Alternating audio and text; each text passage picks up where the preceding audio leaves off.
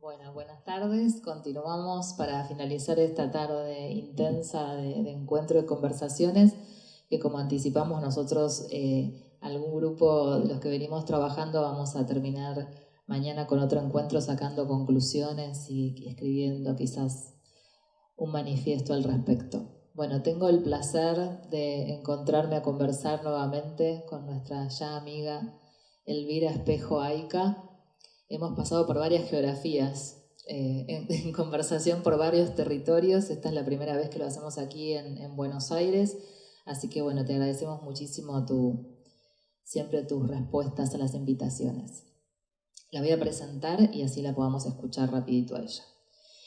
Elvira Espejo Ayca es una destacada artista, gestora cultural e investigadora indígena, nacida en la provincia de Oruro, en Bolivia. Su práctica se encuentra vinculada al textil, la tradición oral y la poesía. Es directora del Museo Nacional de Etnografía y Folclore de La Paz, en Bolivia, el MUSEF. Recibió la medalla Goethe en el 2020, condecoración oficial de la República Federal Alemana por su labor y compromiso en el intercambio cultural. El MUSEF se constituye en un entramado que abarca todo el territorio boliviano, articulando instancias de encuentro, diálogo entre comunidades locales y regionales, actores culturales y académicos para la construcción conjunta de trayectorias históricas e identidades sociales, y desde su labor para nosotros es un lugar señero desde el que seguimos aprendiendo. Gracias.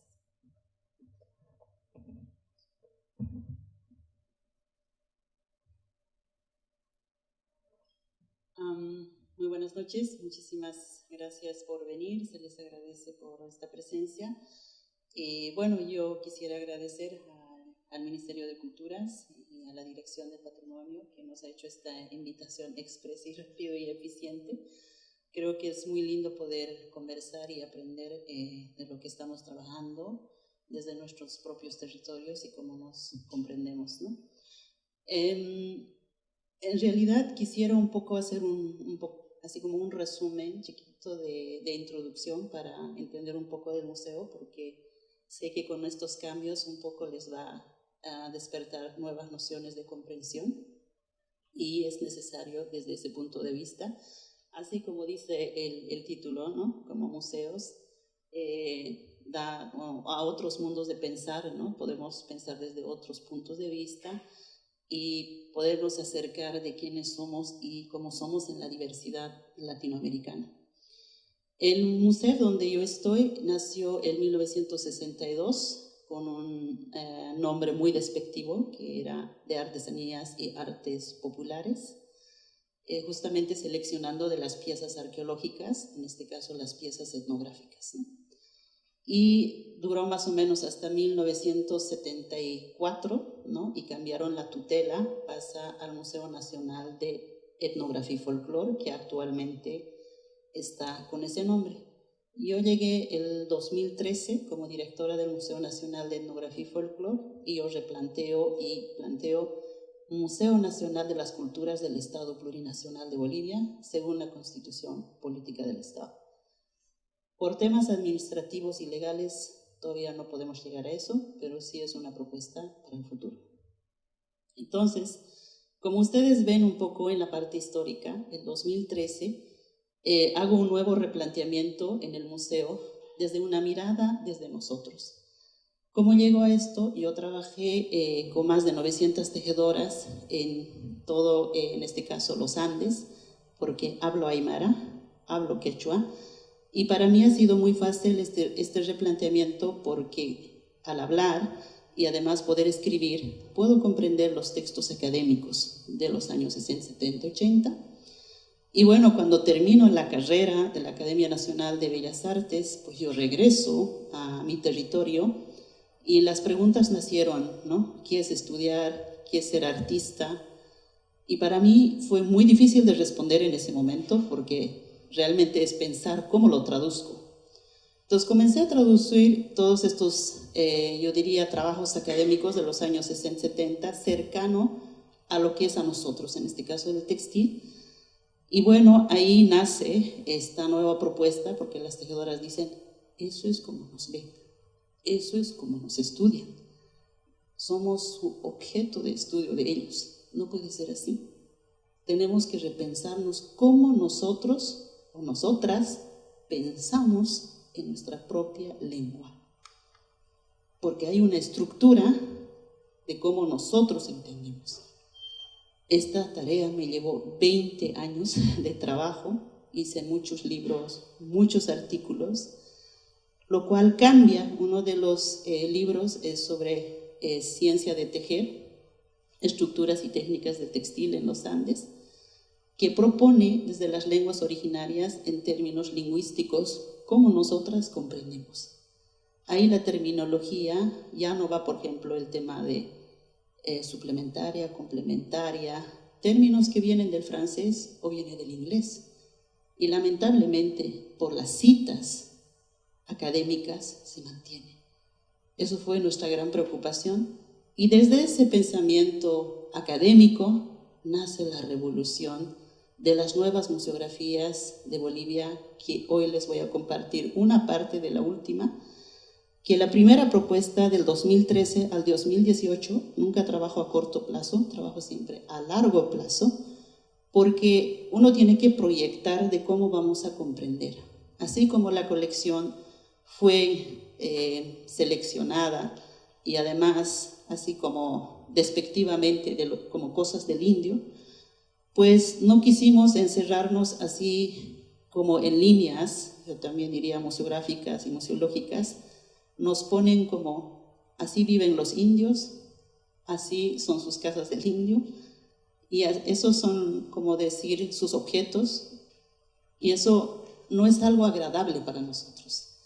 Entonces lo que hicimos es, nosotros hemos ido, no por esta belleza superficial de los estudios, en términos de cómo, qué significa la iconografía, sino en términos científicos. Hemos trabajado desde la noción de cómo se comprende, en este caso, el bien cultural. Tampoco decimos patrimonio, porque es un bien cultural que se hereda de una generación a otra generación, y para nosotros es un sujeto, no es un objeto, ¿no? Y este sujeto, para mí, estaba encarcelado, donde están en realidad en las bodegas, donde decía para nosotras, para las tejedoras, los tejedores, soy ciencia, soy tecnología, soy identidad, soy cultura, soy economía, soy un todo. Y lo malo es que ustedes no me conocen. Desde ese punto de vista, pues cambiamos y nuestro título fue La rebelión de los objetos, así como si marcharan en las calles. Y comenzamos a trabajar desde esa mirada que son las cadenas operatorias, cómo entendemos la gran cantidad de las materias primas, cómo se obtienen, cómo se transforman, y estas transformaciones, cómo en realidad se convierten en sujetos, que son en este caso los objetos, ¿no? Un aguayo, un manta, un poncho que abriga la vida. Y en esa sensibilidad, la segunda parte, en este caso del 2019 al 25, planteamos RAE Expresiones, que es justamente esa integración, ¿no?, de la vida social, la interacción social del bien cultural, donde profundiza y planteamos justamente que esto es uno de los más, yo diría, relevantes, que ya no queremos ir en las citas bibliográficas, porque las citas bibliográficas tienen errores. Reconozco también que hay mucha información interesante, pero sí hay muchos errores, hay que reconocer también eso. Y nos planteamos desde las terminologías lingüísticas para un cambio de paradigma desde Latinoamérica, cómo nos comprendemos. Así como hablo aymara, quechua y puedo escribir, nos preguntamos. Y en todos los artículos de la redacción que había estado revisando de los académicos, algo que me llamó mucho la atención es esta terminología muy machista, ¿no? Está igual en todos los museos y a mí me preocupa, es la domesticación. Un término que viene del latín y se utiliza y está en todos los textos. El hombre domestica los animales y las plantas y es superior de todos. Y también hay muchos aymaras intelectuales o quechuas intelectuales indígenas y repite. ¿Por qué? Porque buscan la traducción literal. Y en este caso nosotros no hemos buscado esa traducción literal, sino hemos dicho cómo funciona en la estructura lingüística. Y ahí es donde nos encontramos con estos dos términos que está en la pantalla. Uiway en quechua quiere decir crianza mutua. Uiwaña en aymara quiere decir crianza mutua. Y en guaraní quiere decir ñandereco, crianza mutua. Cuando entramos en estas terminologías, la crianza mutua no tiene esa superioridad como nos muestra el hombre superior.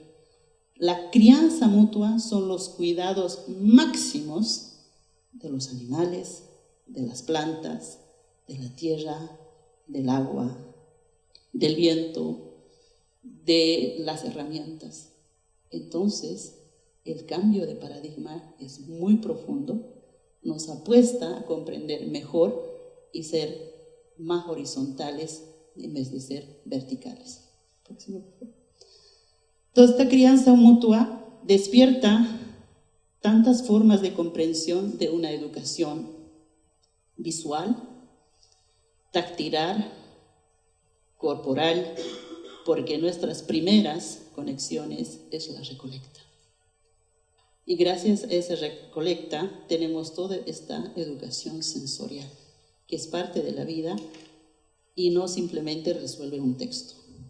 Cómo hablar de la educación paladar, por ejemplo, o cómo hablar de la educación auditiva, de la sonoridad, y eso está en nuestras propias lenguas, que tiene una estructura.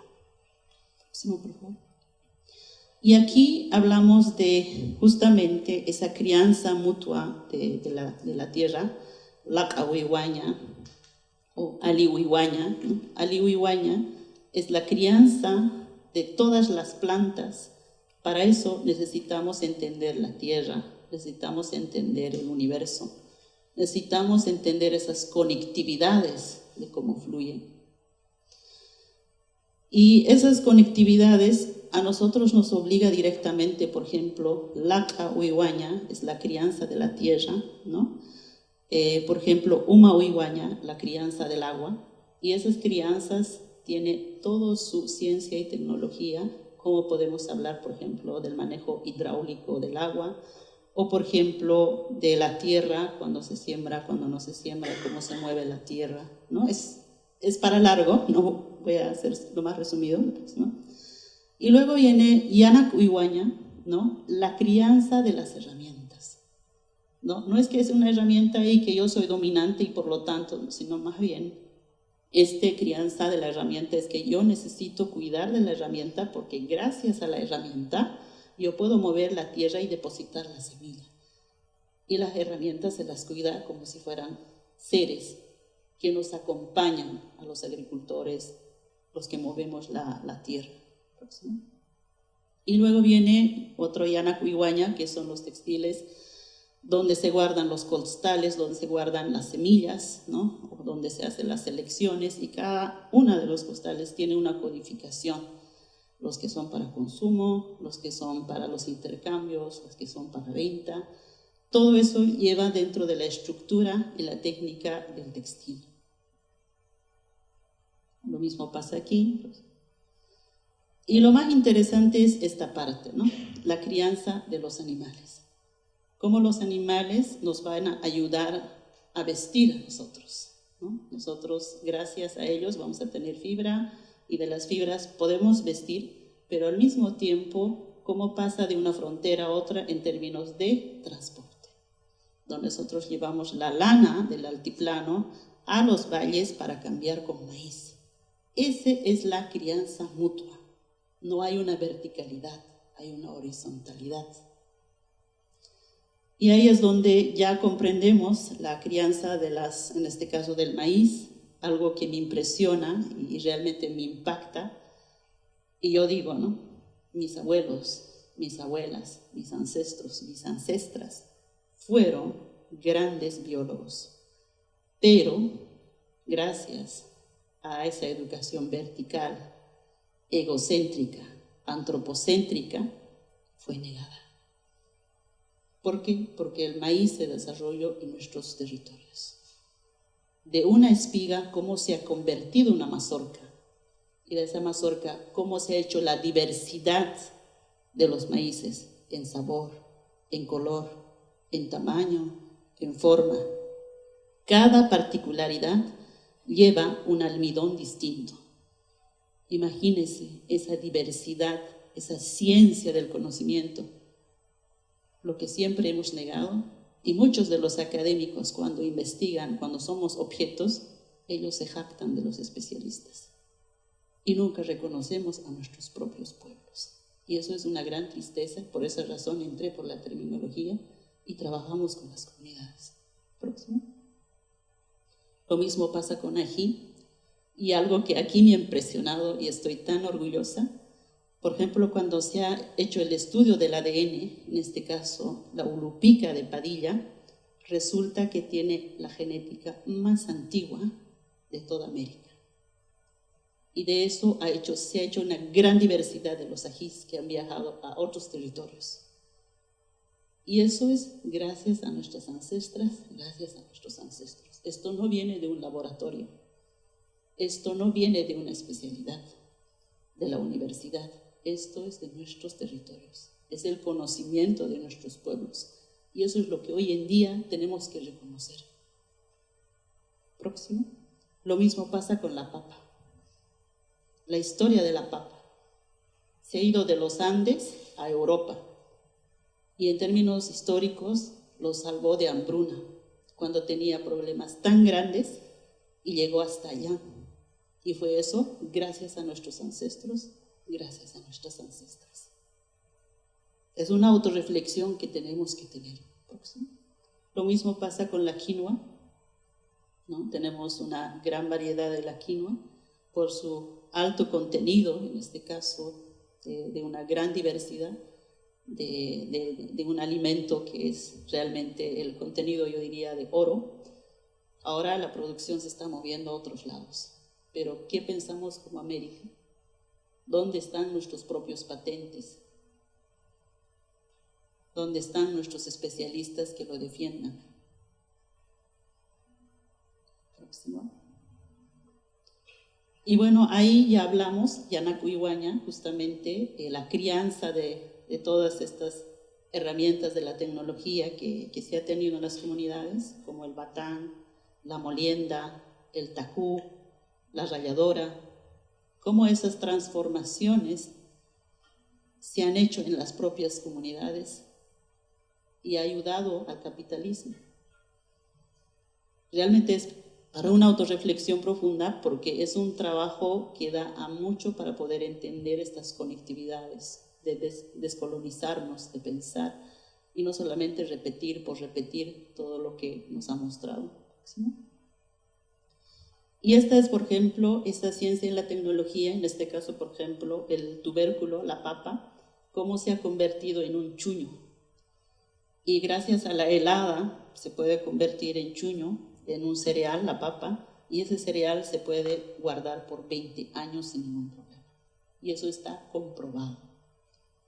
Imagínense esa ciencia y tecnología de nuestros pueblos avanzados. Próximo. Y la transformación a la chicha, al líquido, que pasa por todos estos procedimientos, en este caso de las cerámicas, ¿no? Cada herramienta, cada, en este caso bien cultural, nosotros no decimos tanto de objeto, tiene su proceso y procedimiento, por qué y para qué y dónde y cómo. No es simplemente que ellos usaron, sino cada acción es una especialidad específica, ¿no? Donde se hace como se hace. Próximo. Lo mismo pasa en tierras bajas, esto es con el tema y algo que me ha impresionado, me ha impactado. Yo conozco yuca, pero una, y resulta que hay 20 variedades de yuca que se han cultivado en tierras bajas, ¿no? Y esa crianza es la especialidad de tierras bajas. Próximo. Y bueno, gracias a todo ese conocimiento de la crianza de los animales, de las plantas, la transformación de la ciencia, la tecnología, pues ahora podemos hablar de la cocina.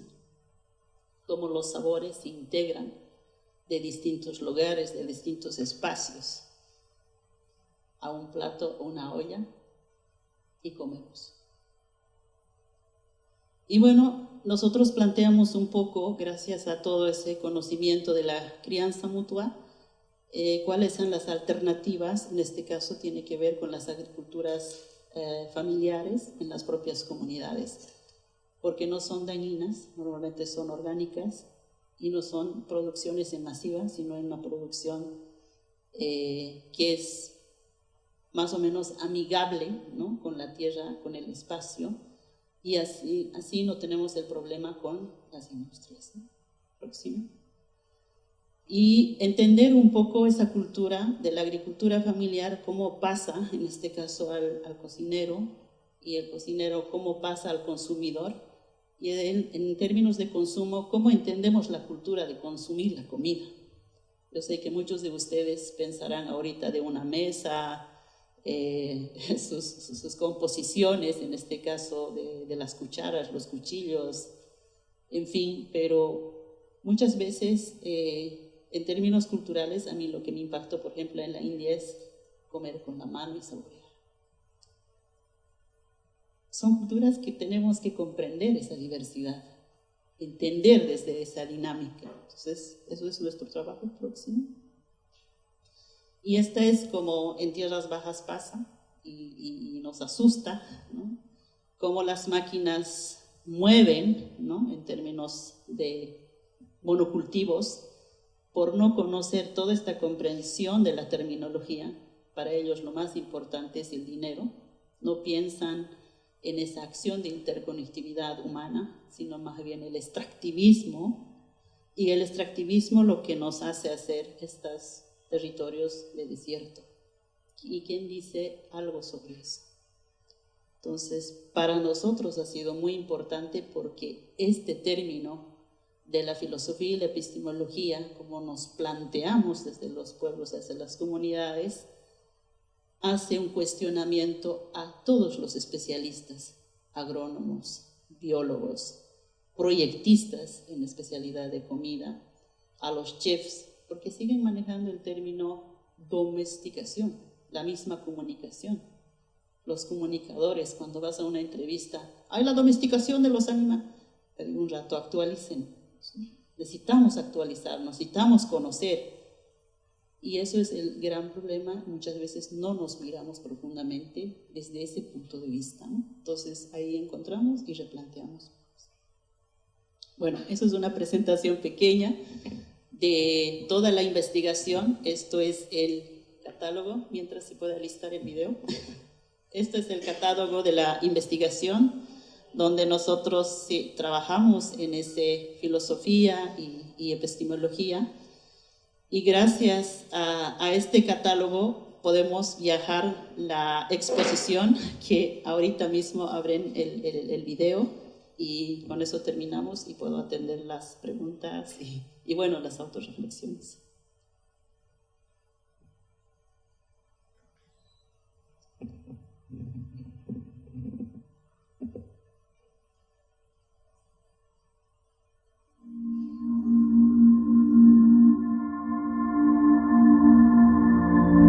Uyguay Uyguaña, crianza mutua para la vida. La crianza mutua describe las relaciones sociales que suceden entre todos los seres que habitamos territorios que están vivos, a través de experiencias locales que giran en torno a la reciprocidad, el cuidado y el respeto.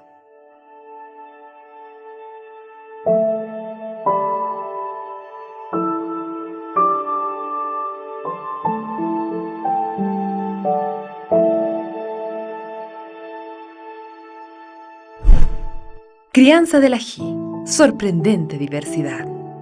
Desde hace miles de años una gran diversidad de plantas nos alimenta.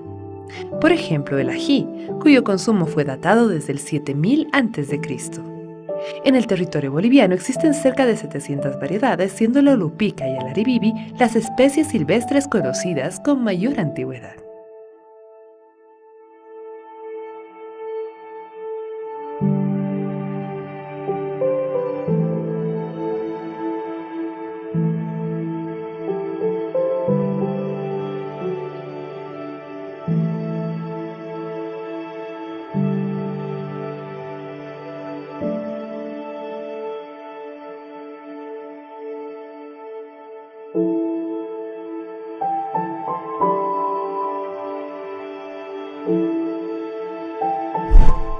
Llana-Cuyhuaña. Herramientas, utensilios y contenedores. El Llana-Cuyhuaña es la crianza de las herramientas, utensilios y contenedores que reciben cuidados para preservar su buena salud. Son tratados como sujetos, pues tienen vida y características particulares.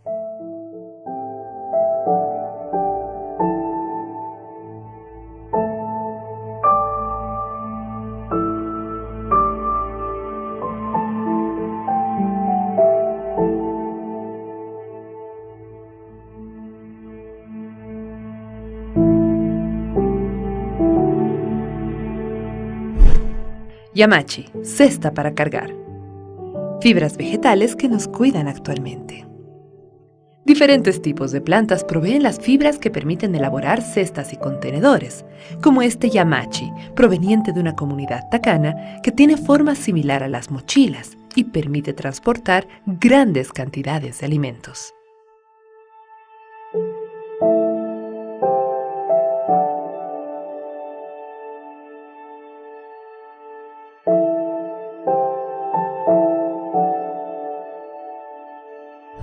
Llamas. Carwa, eternas compañeras. Las llamas son parte de las familias y se las cuida con cariño. Ellas retribuyen proveyendo alimento, abrigo y transportando productos por largas distancias, uniendo regiones y permitiendo construir dietas variadas y completas.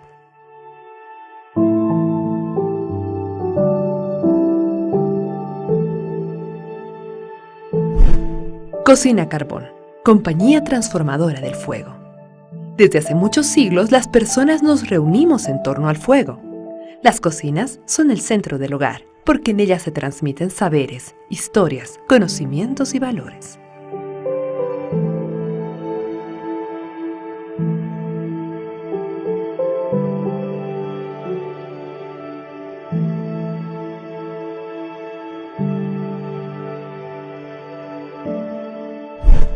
Colca de piedra, tecnología de almacenamiento. Las colcas de piedra son una tecnología destinada al almacenamiento de cereales, tubérculos y principalmente semillas, que son depositadas para resguardarlas de la luz y la humedad, permitiendo conservarlas durante más tiempo.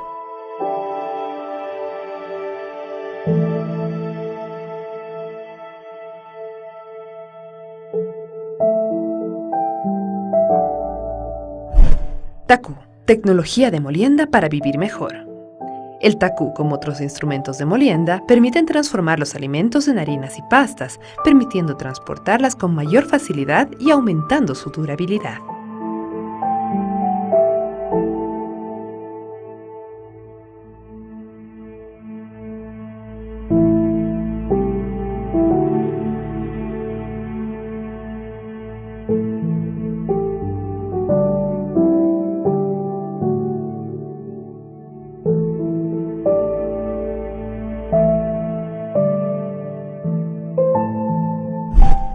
Colca de totora.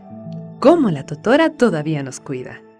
Las comunidades asentadas alrededor del lago Titicaca utilizan la totora para construir un ambiente oscuro que permite abrigar y conservar los alimentos durante más tiempo. Esta tecnología estuvo destinada a la distribución equitativa de alimentos.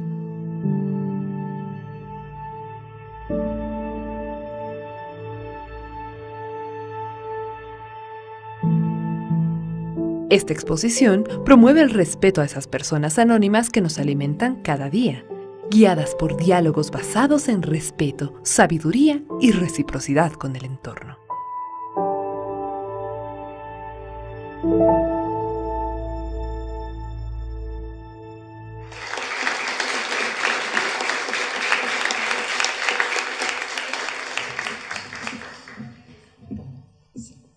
Bueno, ahora sí tenemos un espacio breve para preguntas o comentarios. Si no, yo empiezo. ¿Adelante alguien? No, dale, dale. No, dale.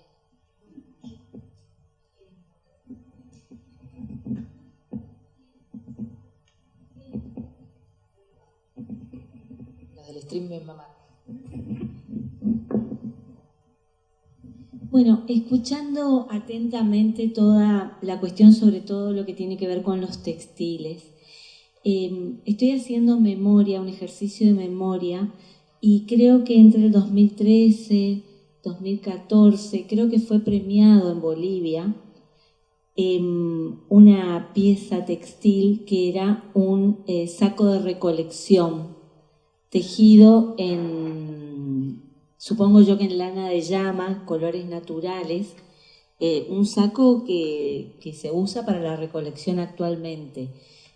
Yo no sé si el museo intervino en ese procedimiento de premios, pero de algún modo estaba pensando, solamente tiene sentido, ahora se completa con toda la presentación de la crianza mutua, y también estaba pensando que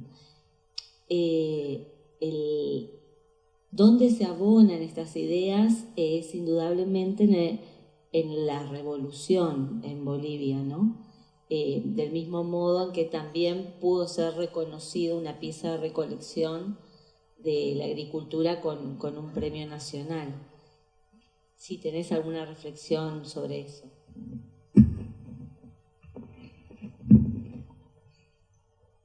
En cuanto a la repatriación, ninguna, que el museo no participó en eso, pero la revolución justamente que viene con todos estos cambios de paradigma muy fuerte en términos filosóficos y epistemológicos, es gracias al trabajo de las tejedoras y tejedores de la praxis, ¿no? No estoy hablando de los académicos investigadores, sino de la praxis. Pero no de la praxis que solo tejen y saben tejer, sino también comunidades que desarrollan en términos lingüísticos cómo nosotras comprendemos. Y esa terminología nos lleva a grandes cambios de mirarnos lo más cerca que podamos en términos filosóficos y epistemológicos, cómo lo comprendemos. Y eso es la descolonización del pensamiento.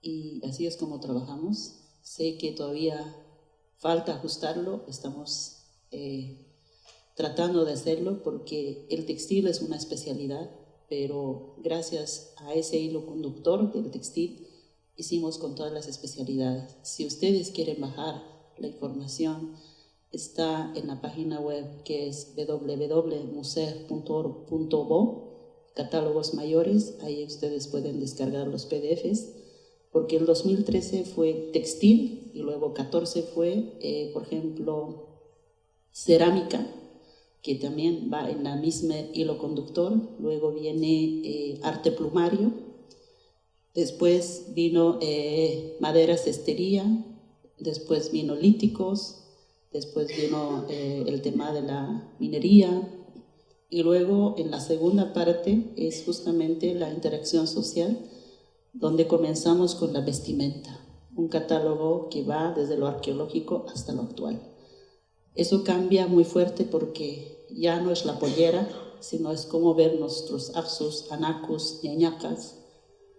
Y hemos pasado por la poética, porque mucha gente solo habla de la literatura, en este caso de la bibliografía y de las estructuras eurocéntricas, sino más bien hablar desde nuestras propias oralituras. Apuntamos desde las comunidades en lenguas originarias y fue un gran éxito, es un catálogo igual de 500 páginas y gracias a toda esta trayectoria pues ahora hemos hecho este catálogo. El 2020 tenía que salir, pero por problemas de conflicto interno en Bolivia, por el tema del golpe, todo esto se ha caído. Incluso yo he salido, no estaba en Bolivia, yo tuve que estar en Europa trabajando igual en un museo y hemos comenzado recién el 2021 justamente con la poética y complementando con la crianza mutua de la alimentación, y en este momento estamos haciendo un catálogo sobre la música, sonoros resilenciados. Y eso es un desafío, va a ser otro catálogo de 500 páginas, es un gran desafío y es un orgullo poder trabajar desde las propias comunidades como nosotras comprendemos. o como nosotros comprendemos. Trabajamos con muchas comunidades y lo lindo es que yo puedo debatir igual a igual en la lengua originaria. Kunams hiwasanakaj amuitan, kunams hiwasanakaj luptan, imaynataq nuqayku yuyayku, imaynataq nuqayku yuyarisunchis ñawpaqman rinanchispaq. Eso es nuestra misión de cumplir, cómo nosotras y nosotras pensamos y cómo vamos a compartir esos pensamientos. Es un desafío para todos los jóvenes y jóvenes de nuestros territorios. Muchas gracias, Elvira. Yo me quedé pensando también por todo lo que venimos hablando en estas jornadas y también por algunos de tus comentarios respecto a los especialistas, a la bibliografía errada, a todos los problemas que traen los idiomas o no manejar ciertas lenguas y que eso arrastra errores de interpretación y errores de concepción de muchas de las formas de vida de las comunidades. Te quería preguntar, habiendo hecho todas estas obras que nos estás trayendo y compartiendo, estos catálogos, estos libros, también todo lo que ustedes comparten desde el museo, ¿cuál es la distribución que tienen y cuál es la repercusión que tienen también en esos ámbitos académicos que, como vos decís, a veces se han quedado en eso, o vos lees que se han quedado en esas otras lecturas de los 60 y los 70, ¿qué repercusión tienen? Y también tal vez si nos podés acercar alguna reflexión respecto a algo que también surgió en estas jornadas que tiene que ver con cómo el agenciamiento de las artes también puede ayudar a comunicar de maneras distintas y en todo caso volver vitales muchos de los objetos, o sea, subjetivizar nuevamente los objetos que están en los museos. Bueno, el primer desafío con el equipo ha sido, por ejemplo, tener este valor de compartir el conocimiento, porque ustedes saben muy bien, los académicos han hecho un tipo de extractivismo, de eso lo conocemos. Las comunidades hemos sido objetos de estudio y los investigadores son los autores y esos son los que están en las universidades. Entonces, en esa sensibilidad, para mí sí ha sido una lucha dura, porque en el museo también me tocó trabajar y formar, y por supuesto que es bien complicado con los museólogos, con los museógrafos, quienes son especialistas y pretenden que desde un solo punto de vista se logre. Y no es así. Entonces, lo que hemos hecho en este último tiempo es justamente tener las coautorías con las maestras, con los maestros.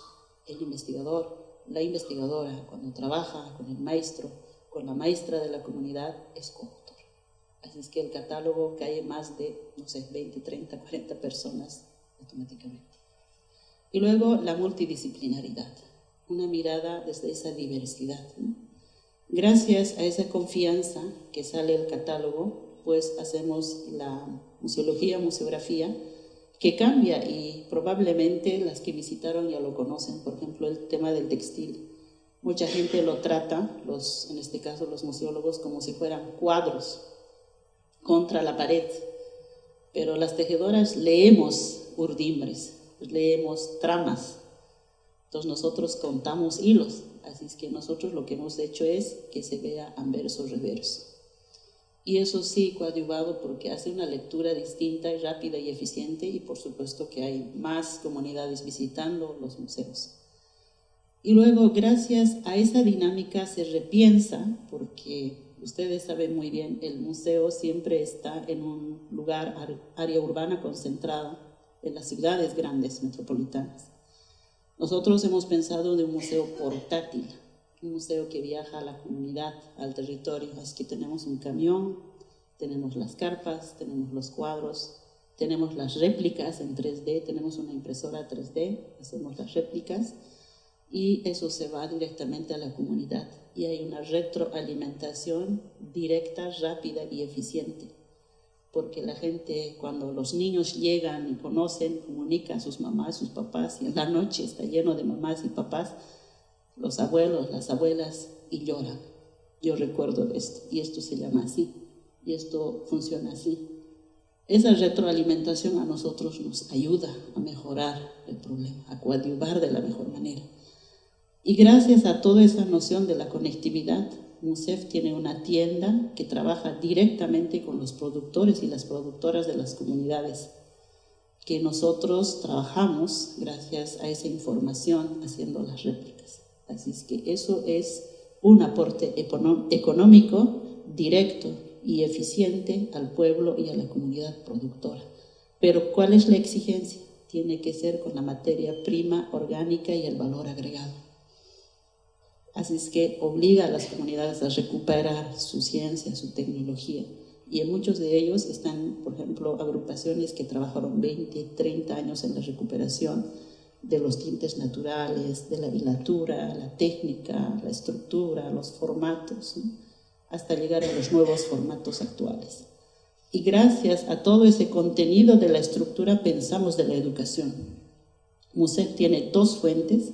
Una es MUSEF Te Cuenta, otro es MUSEF en Viñetas, que son netamente educativas, y la última es la animación. Ustedes han debido ver en algunos canales aquí, hemos ya, incluso con Argentina, lanzado nuestras animaciones, que ha sido muy lindo, ¿no? Porque nos ha encantado, digamos, compartir este conocimiento, porque van desde las narrativas de las comunidades que se animan con ese fuente cultural, que muchas veces es muy complicado. Por ejemplo, los estilos de animación, ¿de dónde viene? Normalmente viene de Mickey Mouse o manga, y los colores artificiales de la computadora que te obligan.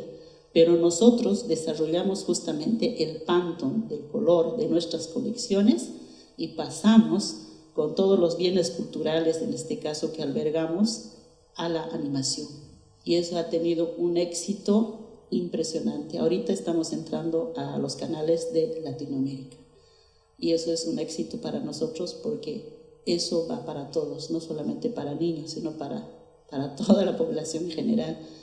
Yo creo que es un gran orgullo haber poder logrado eso. La demanda es muy fuerte. ¿Cuál es el problema que tenemos? Más bien, el cuello de botella es el tema del financiamiento.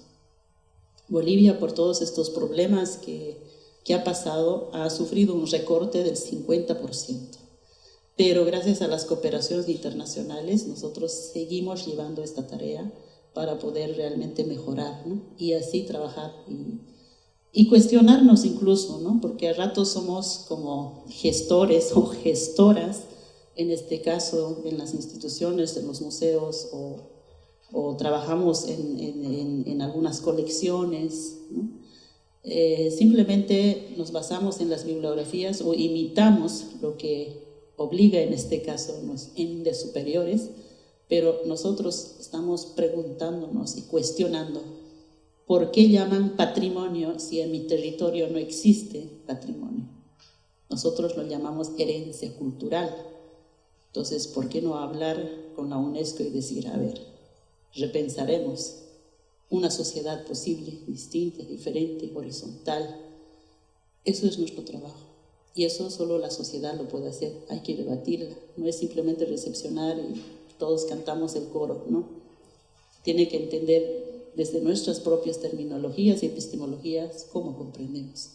Y así es, el museo tiene una infinidad de programas, pero en resumen así funciona, y así es como con la sociedad empezamos a trabajar. Sé que nos falta, porque Bolivia tiene más de 36 nacionalidades reconocidas en la Constitución Política del Estado, así como dice Estado plurinacional, y lo que nos falta es manos, pero esperamos que los jóvenes puedan ayudar a empujar, porque estas son las primeras semillas que plantamos, y espero que en el futuro esta pueda florecer.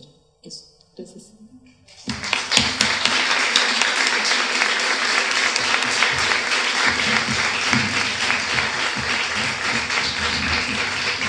Bueno, ya estamos cerrando. Me hacen así. Les agradecemos muchísimo a todos, todas que hayan estado en esta intensa y súper productiva tarde. Voy a terminar así como con una perlita de sorpresa y un saludo enorme que hemos tenido el placer de que ha llegado aquí para saludarnos a Hilton Krenak, que si los que no los conocen, el filósofo referente indígena, autor de muchísimos libros que nos han también, de los que seguimos aprendiendo. Así que bueno, para mí las casualidades no son tales. Algunos astros se han conjugado como para poder estar acá y que esto termine siendo también un encuentro más y una fiesta. También les contamos que Ailton está aquí en Buenos Aires para presentar su libro editado por Eterna Cadencia, La vida no es útil. ¿Dije bien?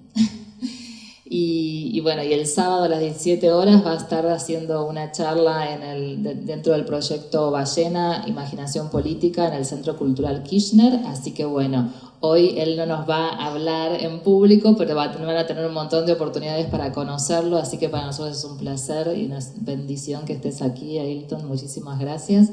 Y muchísimas gracias a Elvira y a todos ustedes por acompañarnos.